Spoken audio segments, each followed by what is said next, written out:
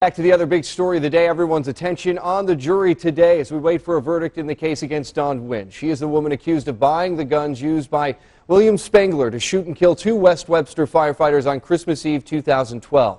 Police say Spangler ambushed them when they got to the scene. Tomas Kachufka and Mike Ciparini were killed. Joseph Hofstetter and Ted Scardino were injured. Amanda Shivari has been covering this trial since day one, tracking new developments this hour. She joins us now from the Hall of Justice. Amanda, what can you tell us?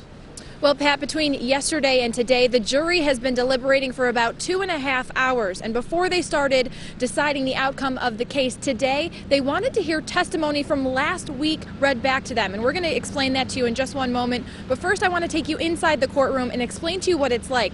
On one side of the courtroom are Dawn Nguyen's friends and family. On the other side, directly across from her, is Michael Ciparini's wife. You might remember he's the firefighter who was shot and killed the morning of Christmas Eve 2012. And this morning, the jury heard testimony from Monroe County Deputy Vincent Petrellis.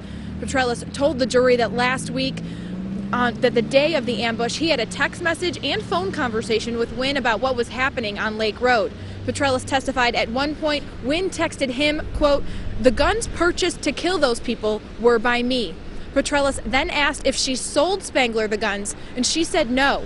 But Petrellis says later in a phone conversation, Nguyen told him she bought the guns at Gander Mountain a few years before the shooting. We wanted to get an idea of what this means that the jury wanted to hear this testimony back, so we took that question to an outside legal expert. Here's what he had to say. We don't really know. The jury, it could be the jury as a body focusing on something, or it could be one individual person. The jury process, basically 12 minds may or may not become of one mind by the end of the process here.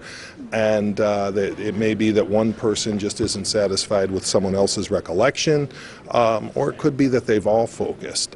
Obviously, when it's damning evidence, you don't want to have it reread. That's not good for a defense.